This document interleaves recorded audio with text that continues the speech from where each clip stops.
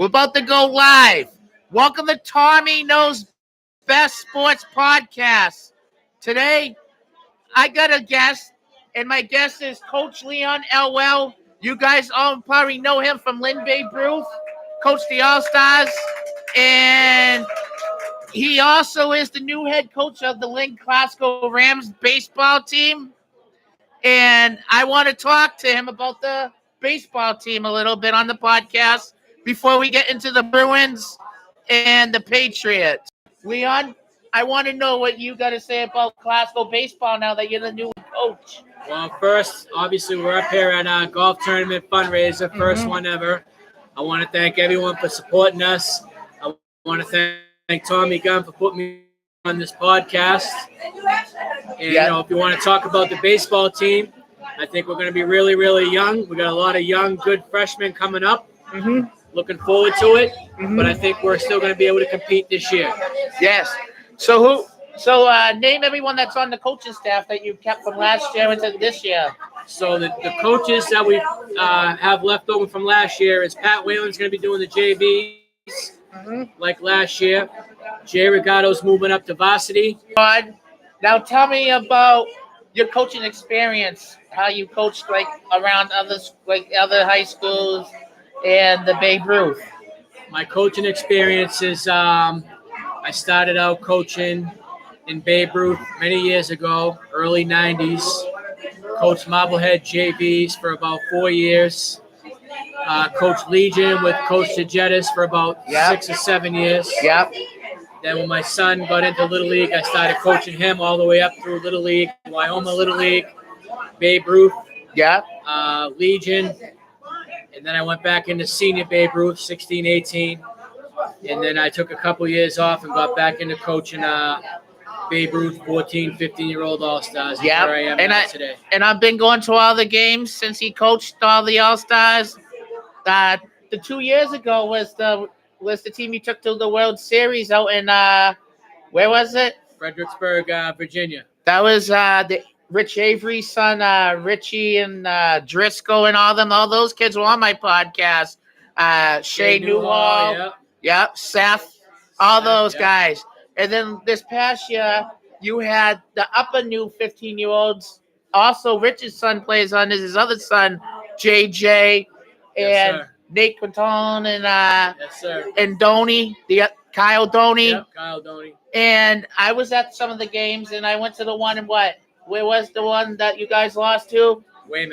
Weymouth. That was a tough game, but you guys kept battling and did good. So everyone that knows Leon from Lynn, best coach around here, always, I like his coaching style because in this new generation, you got to have a coach that's strict on the kids, and he doesn't take no for anybody. It's you play or you're going to ride the bench if you don't listen. That's right, Tommy. All right. Now, Leon, we're going to jump into the sports. We got the Bruins on after the first intermission, 1-1. And they were a whole new different team. And you're a big hockey guy like me and all my hockey friends that follow this podcast. So I want your input on the Bruins, how you think they're going to be this year. Well, I look at the Bruins like I look at the Glasgow Rams baseball team in the spring. A lot of new faces, a lot of young guys, a lot of hunger, a lot of desire. So, I put those two together, and I'm looking forward to a good season for the Bees, like always. Yes, my thing is, I'm glad that they moved on from Bergeron and Krejci because they were getting too old, and it was time for them to retire, come out young, come out fresh, and there's a lot of new young kids, but they also signed veteran guys during the offseason, but some of these veteran guys are actually contribute, like James Van Riemsdyk. They scored the first goal for the Bruins and tied up the game 1-1 after the first intermission. I think they should have traded Olmark and just kept Swayman because you could have done something to get another good, decent center. And I think it was time to maybe move on with Olmark and keep the young.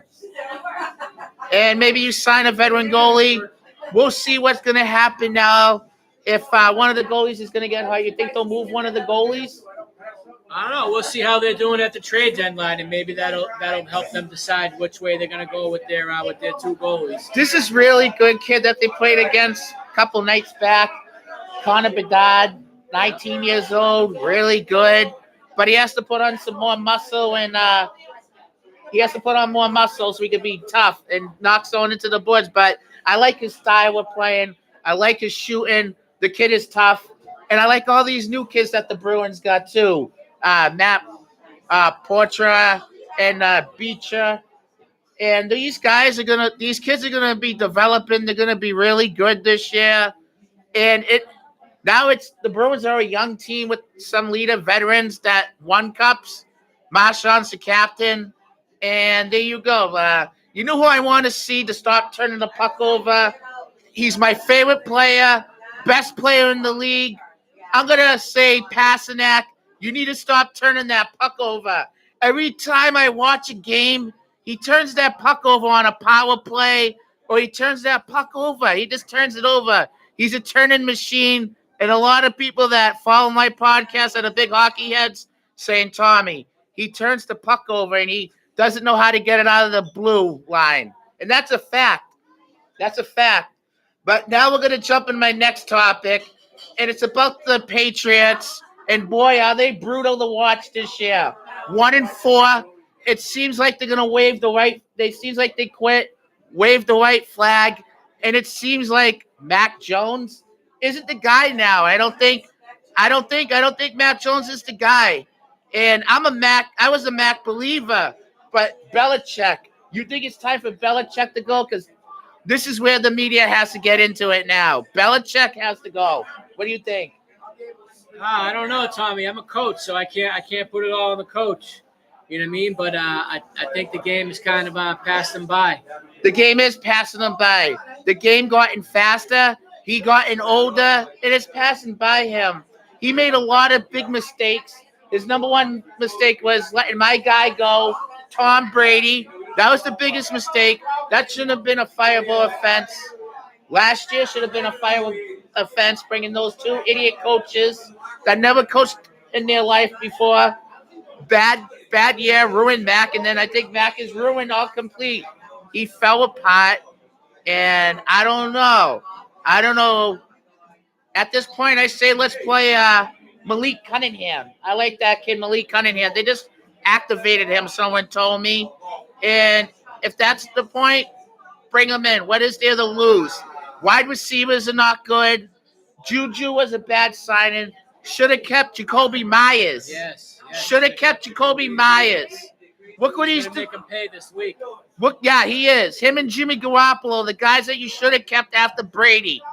But no, Belichick is stubborn GM. Maybe you strip the GM role away from him and just give him the coaching role. Because it's time to get a real GM here. The game is catching up on him. It's catching up, and I'm sick of it.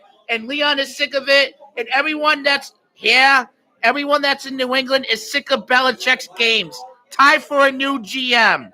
Yes, Tommy, time for a new Now, GM. Before I end this podcast, I'm going to do my football picks. I'm going to do 3 games I like. And I'm going to go with the San Francisco 49ers at the Cleveland Browns. San Fran is just the best team in the league. Brock Purdy, Mr. Irrelevant, 11-0 as a starter. Started last year, Mr. Irrelevant. Christian McCaffrey, Deebo Samuel, George Kittle. That team is good. I like that team. That's my second favorite team. I'm taking San Fran with the points. Let's go. San Fran's a lock for me. And then the next game I like is Indianapolis Colts at the Jacksonville Jaguars. And I'm going Jacksonville, Trevor Lawrence, Calvin Ridley, nasty duo. You got Travis Etienne. That's good. I'm going with them. I'm going with Jacksonville. And then the late game tomorrow night, the Giants at the Buffalo Bills. I'm going to take the Bills. And my lock of the day is San Fran. That's my lock. San Fran's my rider. Let's go. Leon, I want to say thank you for coming on the podcast. All right, Tommy, I'm going to end it. We had a wonderful day here today. Lynn Clasco Baseball fundraiser. We had a lot of raffles, a lot of a golf tournament. Everybody did good today. Good day, good turnout at Gannon Golf Course. You guys have a wonderful night. I'm going to go back and watch the Bruins. Bye-bye. Thank you, Tommy. Appreciate you, brother.